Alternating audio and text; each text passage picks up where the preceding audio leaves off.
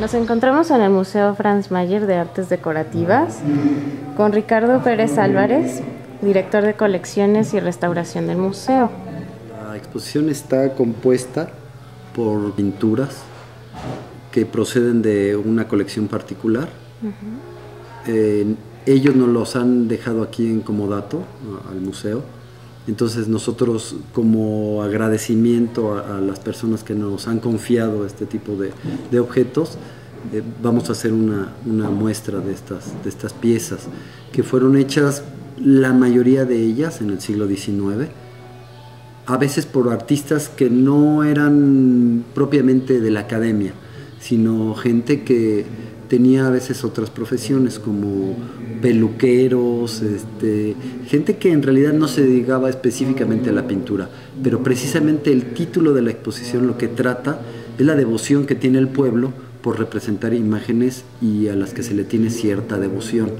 Entonces, en el siglo XIX, cuando ya se habían acabado los gremios, se da como resultado este tipo de pinturas que también tienen una importancia desde el punto de vista histórico para el país, porque no se daban precisamente al centro del país, sino se daban en poblados alejados de las ciudades y donde la gente las mandaba a hacer por devoción precisamente, y tienes como resultado este tipo de imágenes que no son, digamos, las más cuidadas desde el punto de vista estético, pero que tienen una importancia por, les digo, la forma en la que se elaboraban y la gente que las mandaba a realizar, ¿no?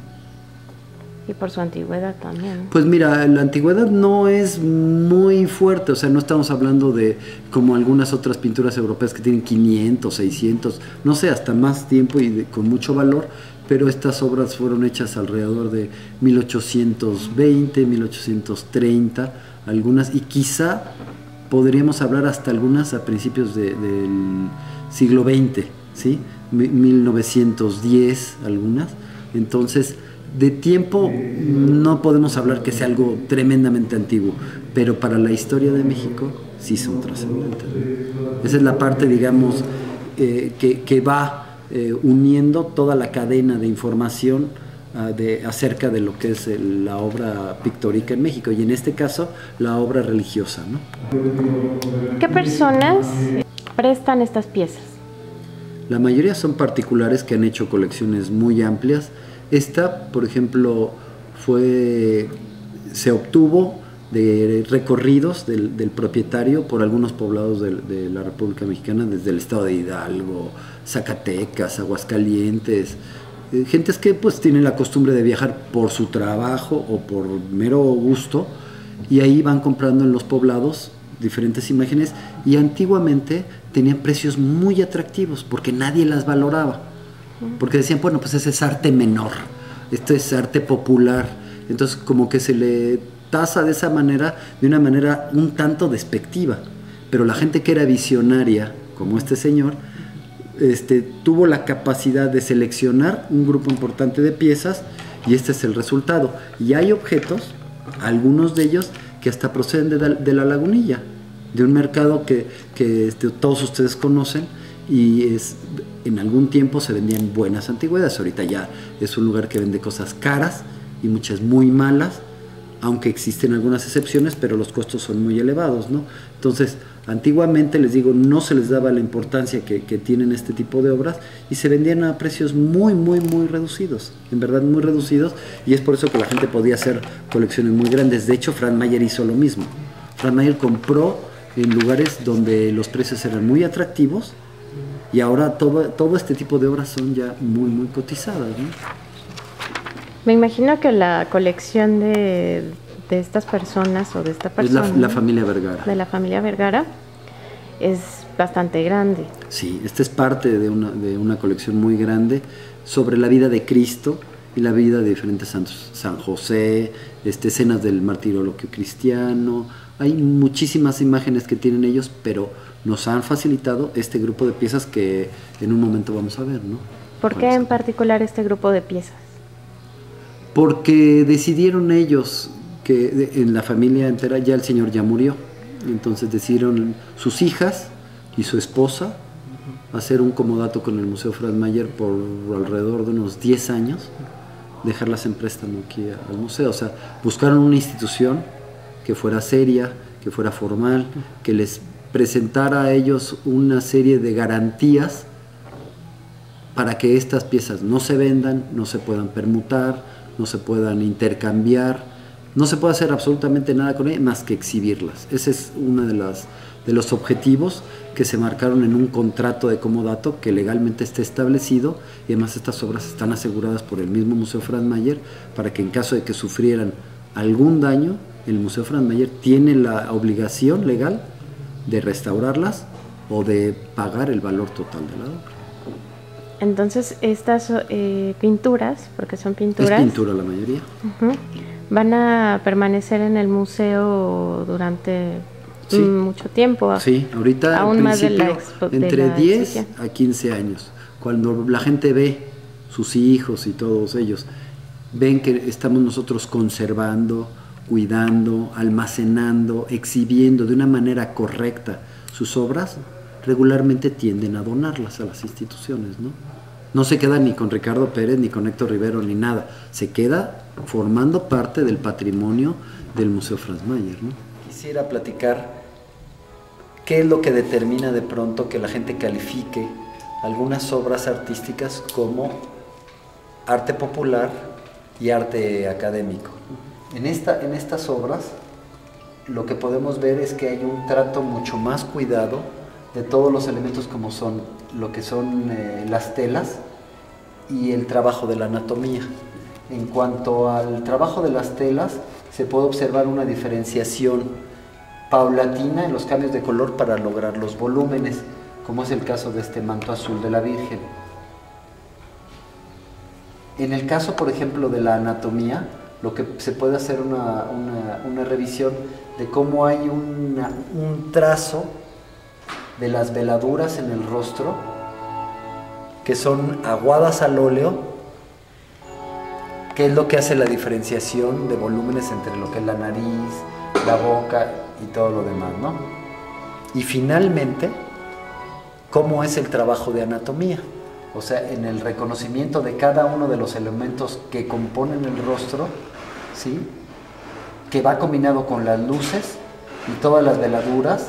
Aquí se ve que la gente que lo hizo tiene un mayor dominio en cuanto a la paleta, al trabajo al óleo, pero también de conocimiento de anatomía, ¿sí? O sea, no es un trabajo tan simple, no por eso menor, ¿no? Pero de ahí nace un poco la diferenciación entre lo que es arte académico y lo que es arte popular, ¿no? Bueno, en este caso lo que quisiera yo platicarles es cómo existe una diferenciación de las formas de trabajo de las obras.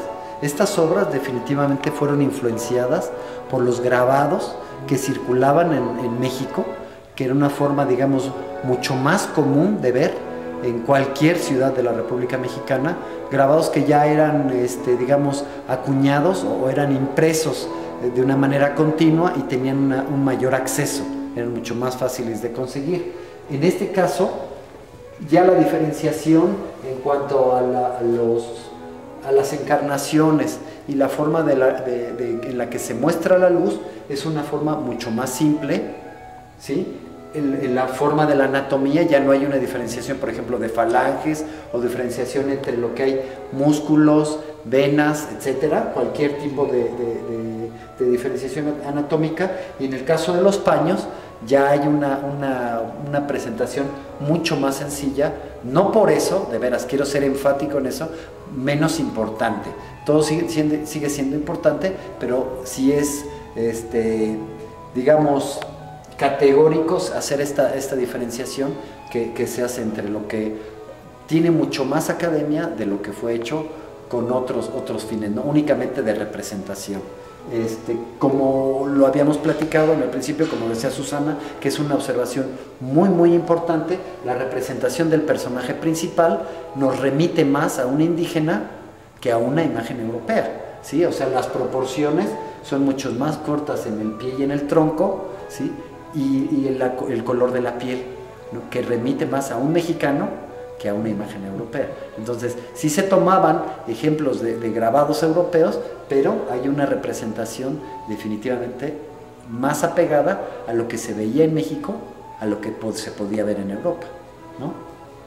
Ahora, en esta otra imagen, lo que vamos a tener es únicamente la representación general, que es Cristo crucificado con la Virgen Dolorosa y San Juan del otro lado.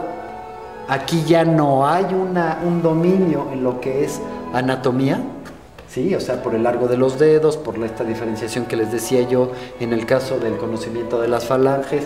Los ojos tienen una proporción diferente dentro del rostro, ¿sí? No hay una diferenciación importante tampoco en cuanto a las veladuras, pero sí hay un alarde, o sea, se quiso hacer un alarde en cuanto al faldellín del Cristo, donde se muestra los encajes. A lo mejor había un mayor conocimiento de lo que era el trazo en el caso de las flores, ¿sí? Pero no así en el caso de los pies, ¿sí? Que no hay digamos, un rito así cuidado en la nota, sino lo que importaba era la imagen de Cristo crucificado y nada más, aunque sí se hacen observaciones, por ejemplo, en el caso de las lágrimas de la Virgen Dolorosa, que es algo que es un poco complicado de hacer desde el punto de vista pictórico, hacer digamos, una representación del agua, porque presenta una transparencia, porque los brillos son mucho más complejos, las luces tienen que estar perfectamente reflejadas, pero la imagen en verdad es una imagen muy valiosa por la forma en la que fue realizada y lo que nos remite históricamente al lugar donde fue hecho, con qué materiales, a lo mejor con un soporte más sencillo de una tela de algodón, a diferencia de otras obras en las que los soportes son de lino, de yute, de cáñamo, de otros materiales. Las bases de preparación también son bases de preparación mucho más sencillas a las que se utilizaban en Europa, de óxidos de hierro y todo, bases rojas. Aquí son bases de preparación más sencillas, soportes más sencillos sobre las telas, pero les digo, para la historia de México es muy importante tener este tipo de obras, ¿no? En el caso de esta obra, lo que vale la pena hacer mención es, por ejemplo, la forma en la que se representa la forma en que se flageló a Cristo. En el siglo XVIII era muy común ver este tipo de imágenes donde Cristo está completamente sangrado, o sea, como está digamos, de una manera un tanto exagerada, aunque en otras imágenes podemos ver que no existen este tipo de detalles de las llagas y en la forma en la que se representa la sangre, la posición en la que está, que es totalmente, no es normal, ¿no? O sea, que salgan así como si fuera una estrella y todo este tipo de llagas, ¿no? Esa es una forma que se utilizó y que se tomó del siglo XVIII, una representación muy sangrienta. Otro es la corona de espinas, que únicamente lo formaba una franja, y en este caso, como en otras imágenes que ustedes van a ver ahora, son coronas completas de espinas que son como, digamos, una adaptación en México de lo que sería una corona de espinas. Y finalmente, el donante, que era una persona que pagaba por la factura de la obra, pero hecho de una manera también, digamos, mucho más discreto a lo que existen en pinturas europeas, que podemos ver también, donde están los donantes en ambos lados, pero representados perfectamente, y aquí se manda a una posición secundaria y de una manera mucho más reducida, ¿no? Los donantes es la gente que paga por la realización de la obra. Regularmente eran ricos de la zona. En este caso parece ser un religioso que fue el que mandó a hacer la obra, ¿sí? Por la vestimenta que tiene, probablemente era algún religioso, ¿no? Ok, otra vez volvemos a ver la corona de espinas, ya no como una corona, sino casi como un casco lleno de espinas. Y los contenidos iconográficos sí están respetados en la obra, aunque en otras no lo hemos visto. Sí está la cartela, ¿sí? Aquí, INRI, Jesús de Nazaret, Rey de los Judíos, la Virgen Dolorosa con sus resplandores bien hechos, la espada, o sea, los contenidos iconográficos que les digo que también son importantes, y el ángel y la forma en la que está representada igualmente de una manera sangrienta el personaje, ¿no?